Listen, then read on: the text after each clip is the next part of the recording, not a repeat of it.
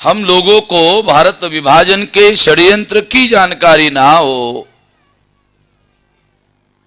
इसलिए गांधी जी की हत्या कर दी गई।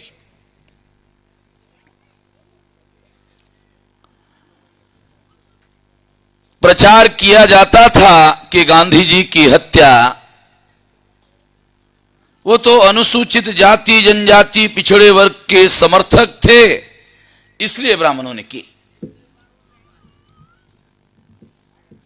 ऐसा लोगों को बताया जाता था।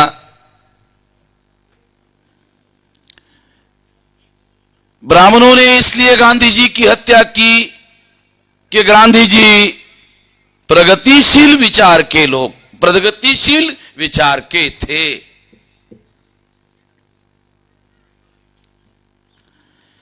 गांधी जी की हत्या इसलिए की क्योंकि वो शोषितों के पक्षधर थे, समर्थक थे। ऐसा प्रचार किया जाता रहा, आज भी हो रहा है।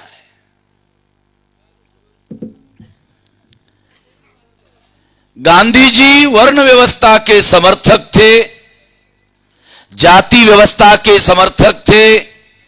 जो वर्ण व्यवस्था और जाति व्यवस्था के समर्थक होते हैं, वो अस्पृश्यता के भी समर्थक होते हैं। भारत के मूल निवासियों को वर्ण व्यवस्था ने, जाति व्यवस्था ने गुलाम बनाया। अगर वर्ण व्यवस्था ने, जाति व्यवस्था ने भारत के 85% मूल निवासियों को गुलाम बनाया, अगर यह सच है, और मैं ये मानता हूं 200% सच है, क्योंकि अगर मैं 100% कहूं तो आप पर असर कम पड़ेगा। 200%। इस देश के मूल निवासियों को वर्ण व्यवस्था की वजह से, जाति व्यवस्था की वजह से उसको आधार बनाकर गुलाम बनाया गया।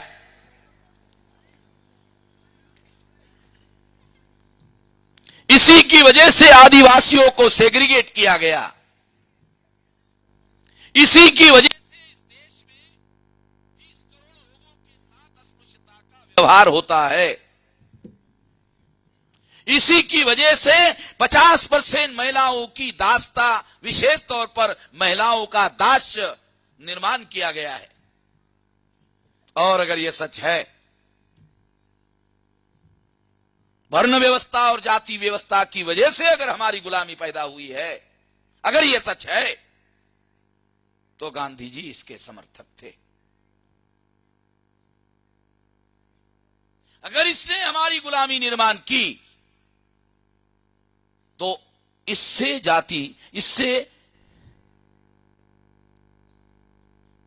अगर हमारी गुलामी निर्माण की, तो इसके समर्थक गांधी जी थे, रिकॉर्डेड थे। किताब लिखकर, हिंद स्वराज नाम का किताब पढ़ो गांधी जी का। टागोरी जी बराबर है ना? किताब पढ़ो, हिंद स्वराज लिखी, गांधी जी ने किताब लिखी वर्ण व्यवस्था का समर्थन करने के लिए।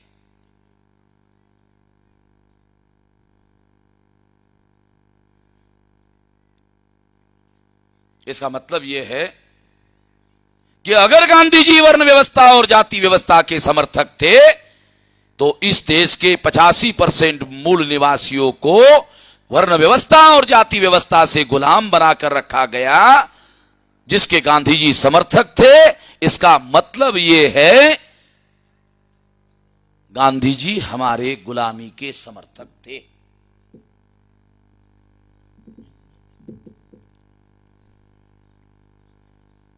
प्रोपेगेंडा देखो, लोकतंत्र में ज्यादा लोगों का समर्थन हासिल करने के लिए प्रोपेगेंडा अलग किया जाता है, ताकि ज्यादा लोगों का समर्थन हासिल किया जाए। प्रोपेगेंडा अलग चीज है। एक होता प्रोपेगेंडा, एक होता है सच्चाई। प्रोपेगेंडा अलग चीज होती है, सच्चाई अलग चीज होती है। गांधी जी के बारे में भी बहुत प्रोपेगेंडा हुआ और आज भी होता है।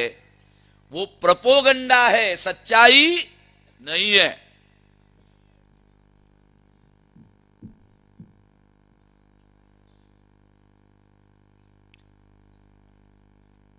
इसलिए साथियों, गांधी जी की हत्या हुई तो जो लोग ऐसा कहते थे कि ये तो प्रगतिशील थे, शोषितों के पक्षधर थे, इसीलिए गांधी जी की हत्या हुई, गलत है, 200% गलत है। तो फिर गांधी जी की हत्या क्यों हुई? एक सवाल खड़ा हो जाता है कि गांधी जी की हत्या क्यों हुई? 14 अगस्त 1947 को भारत का विभाजन हुआ।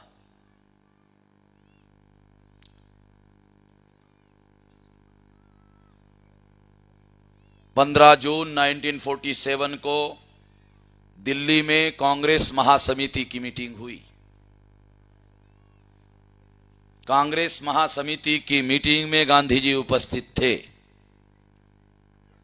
भारत के विभाजन करने का प्रस्ताव 15 जून 1947 को कांग्रेस महासमिति के सामने लाया गया।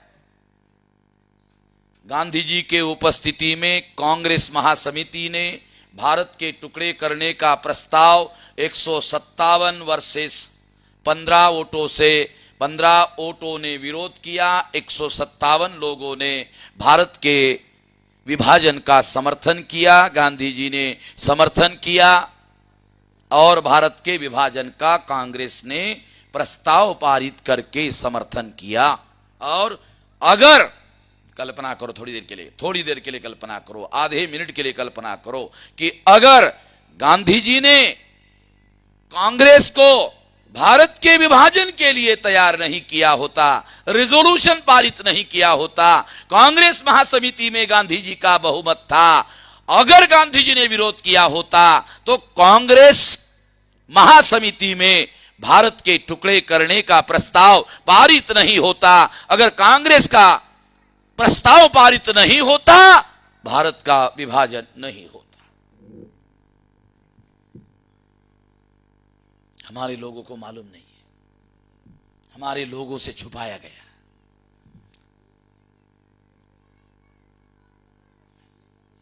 प्रस्ताव पारित कर दिया गया, भारत के विभाजन कर दिया गया। 14 अगस्त 1947 को भारत का विभाजन कर दिया गया।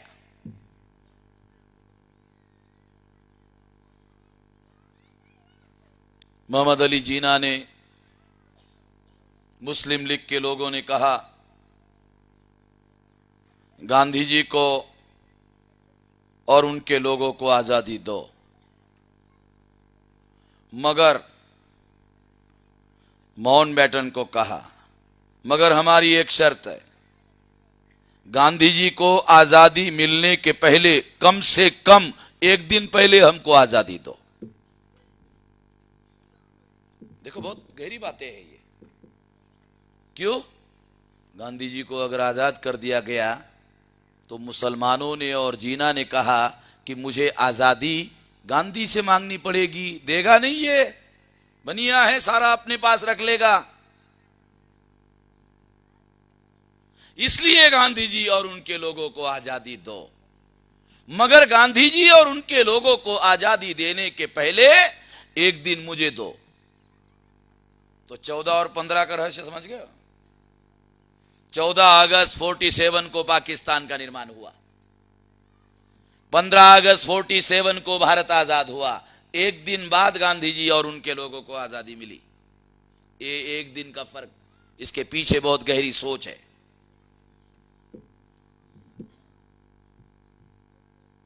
विभाजन हो गया। विभाजन होने के बाद गांधी जी कांग्रेस के सर्वे सर्वा थे, नेता थे, और सत्ताधारी गांधी जी होने वाले नहीं थे। गांधी जी ने यह डिक्लेयर कर दिया था कि पंडित जवाहरलाल नेहरू गांधी जी को उत्तराधिकारी थे, और सत्ता वास्तव में गांधी जी को ट्रांसफर नहीं हो रही थी, सत्ता वास्तव में पंडित जवाहरलाल नेहरू को ट्रांसफर हो रही थी, यानी ब्राह्मणों को ट्रांसफर हो रही थी। ध्यान रखना, बारीकी जो है।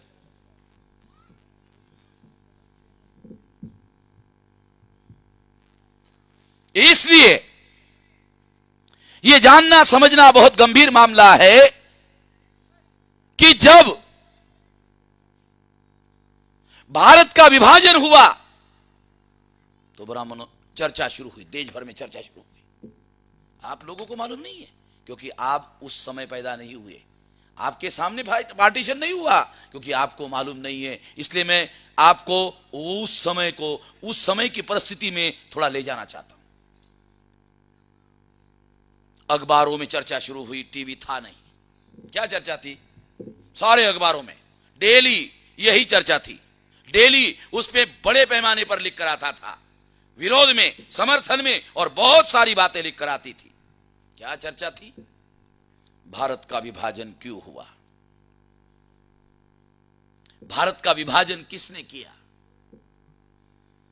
देखो, भारत का विभाजन क्यों हुआ, भारत का विभाजन किसने किया, दोनों सवाल लीडिंग क्वेश्चन, भयानक क्वेश्चन। ये दोनों सवालों का मेरा जवाब क्या है कि भारत का विभाजन क्यों हुआ?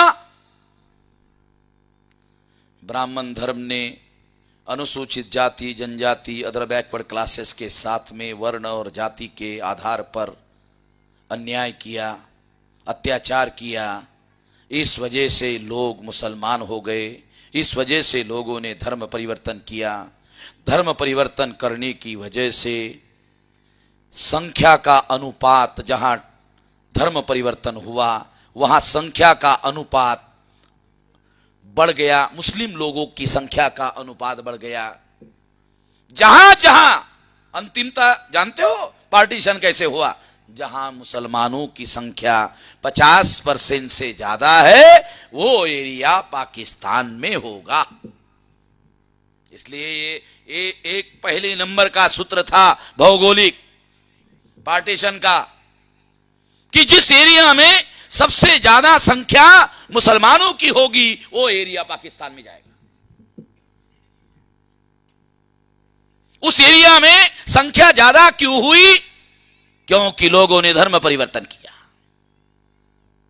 चौधरी चरण सिंह ने जब पंडित जवाहरलाल नेहरू ने चौधरी चरण सिंह के और जाटों के रेफरेंस में जातिगत टिप्पणी की, चौधरी चरण सिंह बहुत आहत हो गए। उन्होंने पंडित जवाहरलाल नेहरू को लेटर लिखा, रिकॉर्ड में क्या लिखा चौधरी चरण सिंह ने? ब्राह्मणों के इसी जातिवाद की वजह से लोगों ने धर्म परिवर्तन किया और धर्म परिवर्तन करने की वजह से मुस्लिम लोगों की संख्या बढ़ गई और संख्या बढ़ने की वजह से उस इलाके में जहां संख्या बढ़ गई वहां पाकिस्तान निर्माण हुआ। ये ब्राह्मणों की वजह से हुआ। चौधरी चरण सिंह ने पंडित जवाहरलाल नेहरू को लेटर लिखा।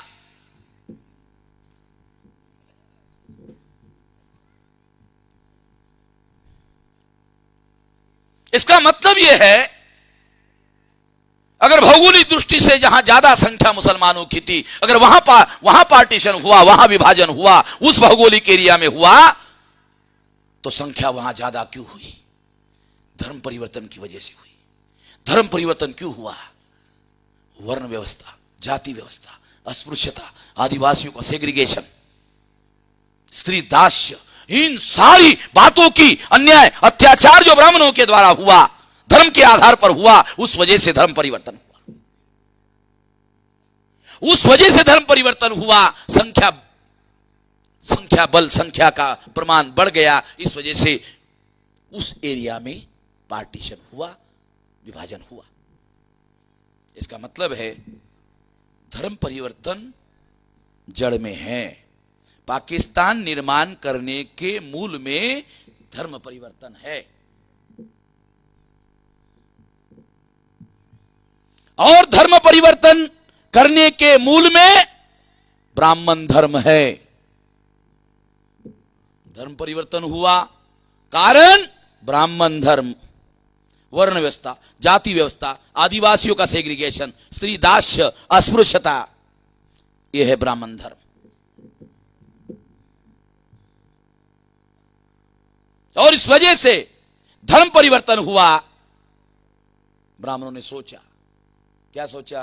अगर पाकिस्तान कैसे निर्माण हुआ,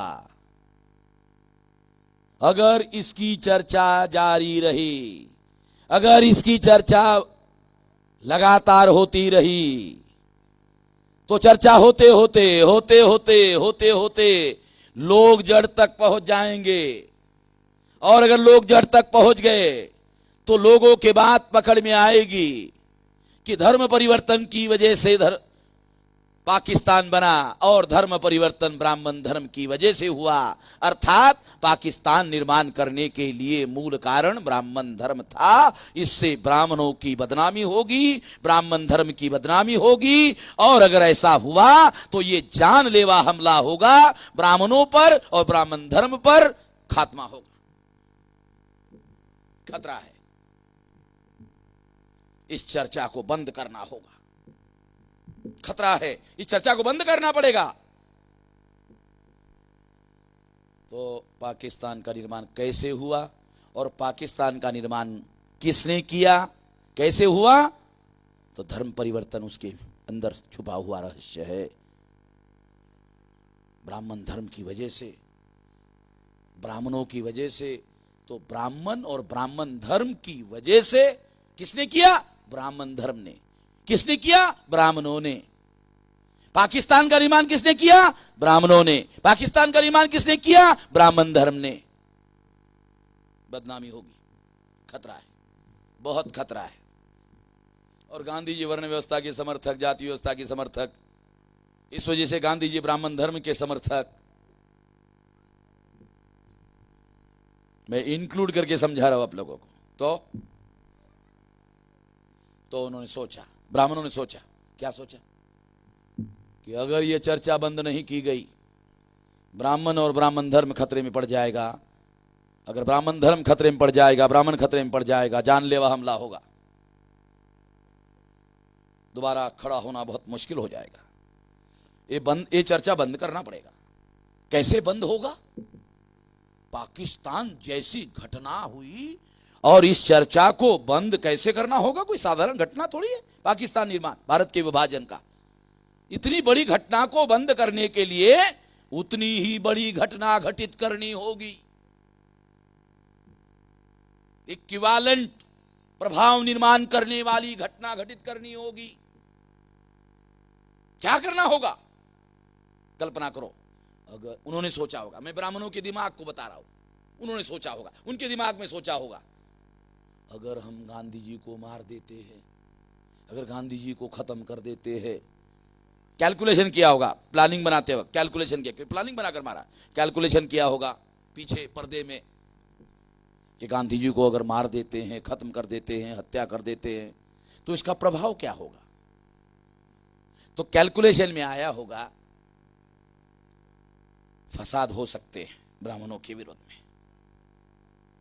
ब्राह्मणों के विरोध में फसाद हो सकते हैं। एक दूसरा परिणाम क्या हो सकता है, गांधी जी की हत्या होने से पाकिस्तान क्यों बना, कैसे बना, किसने बनाया, चर्चा बंद हो जाएगी। गांधी जी की हत्या क्यों हुई और किसने की, चर्चा शुरू हो जाएगी। पाकिस्तान क्यों बना, कैसे बना, किसने बनाया, कौन षड्यंत्रकारी है, बंद हो जाएगा, चर्चा बंद हो जाएगी। और गांधी जी की हत्या क्यों हुई, किसने की, नई चर्चा शुरू हो जाएगी। अगर ब्राह्मणों के विरोध में फसाद होने की संभावना है तो उसका उन्होंने काउंटर प्लान बनाया। क्या काउंटर प्लान बनाया, नाथुराम गोडसे की खतरा की गई सोलापुर में, महाराष्ट्र के। अभी सोलापुर के लोग है यहाँ, है सोलापुर के, शांताराम है, आ जाओ, सामने आ जाओ थोड़ा। वो डॉक्टर शायद अभी भी जिंदा है या उसके परिवार वाले हैं, जिस डॉक्टर ने जिस इसमें खतना हुई, क्यों खतना की, ब्राह्मण था, नाथुराम गोडसे, उसकी खतना की गई। क्योंकि जब पकड़ा जाएगा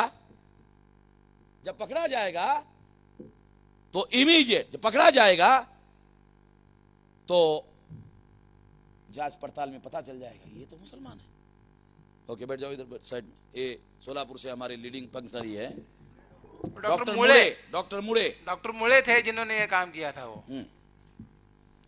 सोलापुर से, ये सोलापुर के लोग हैं।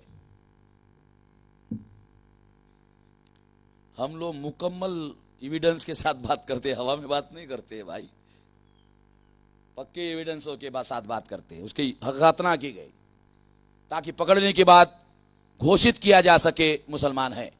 अगर मुसलमान ने गांधी जी को मारा ऐसा पता चल जाता है तो ब्राह्मणों के विरोध में फसाद होना बंद हो जाएगा। ब्राह्मणों ने ऐसी अफवाह फैलाना शुरू कर दिया, ब्राह्मणों ने ऐसी अफवाह फैलाना शुरू कर दिया था, बीबीसी ने डिक्लेयर किया, वो ब्राह्मण थे, मराठी ब्राह्मण है, ऐसा बीबीसी ने घोषित किया।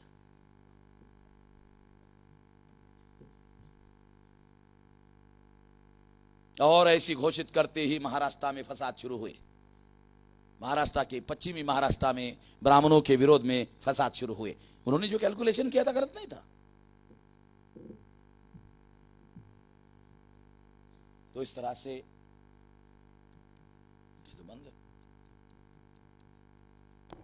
हेलो, तो इस तरह से गांधी जी की हत्या हुई। होने के बाद में अखबार के लीडिंग पेज पर, फ्रंट पेज पर गांधी जी की हत्या की खबरें थी। और उस तारीख से पाकिस्तान क्यों बना, किसने बनाया, कौन इसके जिम्मेवार थे, ये चर्चा बंद हो गई। और गांधी जी की हत्या किसने की, क्यों की, नई चर्चा शुरू हुई। और उस तारीख से ब्राह्मणों ने इस पर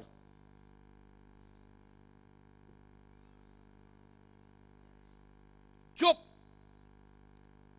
चिड़ी चुप, बोलने का नहीं।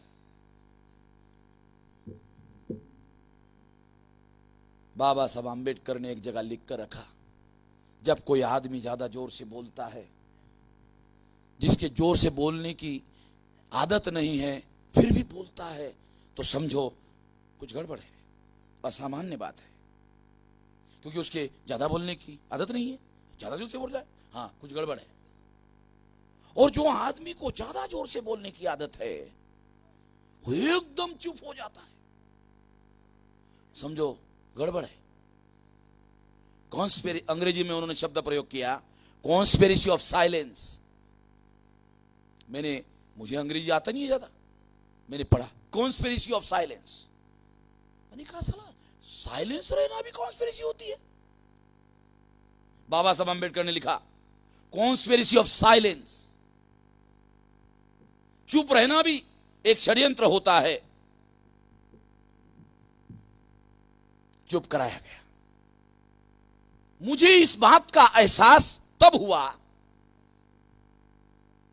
मुझे ये चुप कराने की बात जो है उतनी गहरी नहीं लगती थी, मगर मुझे उस बात का एहसास तब हुआ कि रियली चुप कराने का, चुप रहने का, रखवाने का एक बड़ा जतन है, प्लानिंग है, योजना है, षड्यंत्र है। कब लगा? जसवंत सिंह राजस्थान के जीना पर और भारत के विभाजन पर किताब लिखी। जसवंत सिंह भारतीय जनता पार्टी के राज्यसभा के नेता, भूतपूर्व external affair minister, finance minister, high profile व्यक्ति, लोअर प्रोफाइल नहीं, हाई प्रोफाइल व्यक्ति, भारतीय जनता पार्टी का अटल बिहारी वाजपेयी के मंत्रिमंडल के जो स्टार मिनिस्टर थे, स्टार मिनिस्टरों में जसवंत सिंह साधारण आदमी नहीं था, राज परिवार का, और भी इधर राजस्थान में राज परिवार का आदमी। क्यों राम कुमार जी, बराबर है ना?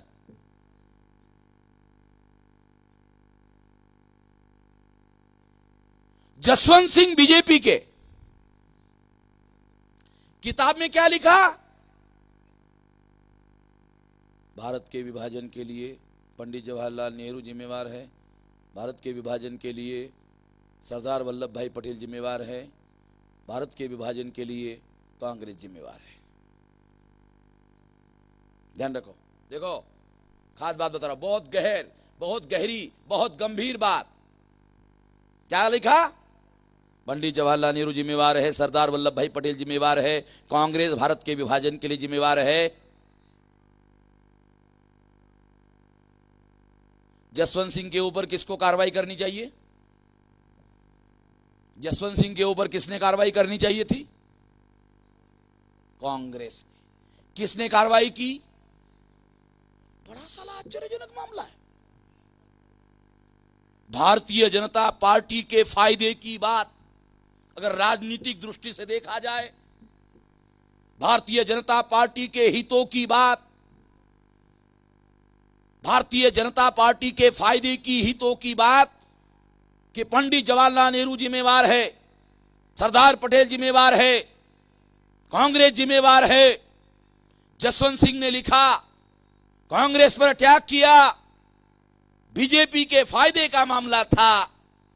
हम लोगों को लगता है बीजेपी के फायदे का, और है भी, दिखता भी है कि बीजेपी के फायदे का मामला है।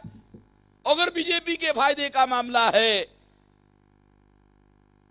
तो जसवंत सिंह को बीजेपी ने क्यों निकाला?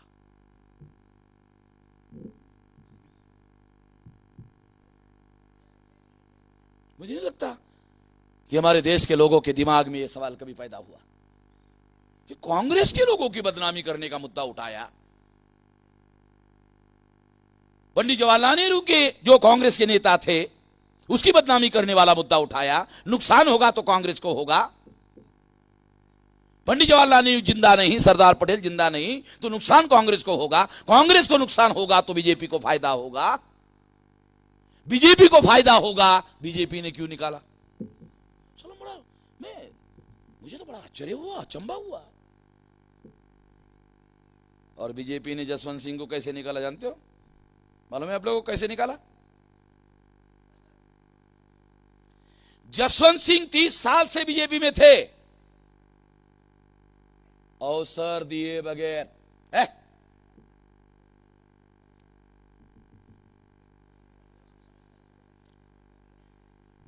वो कोई साधारण सदस्य नहीं था, साधारण मेंबर नहीं था।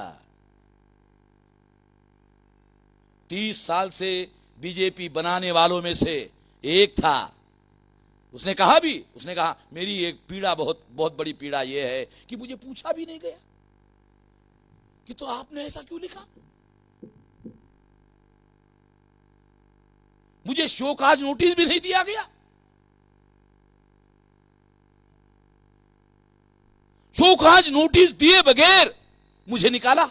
देखो, मैं आप लोगों के सामने बहुत अहम सवाल खड़ा कर रहा हूं, बहुत फंडामेंटल सवाल खड़ा कर रहा हूं। एक मामला, बदनामी का मामला कांग्रेस का था, कार्रवाई कांग्रेस को करनी चाहिए थी।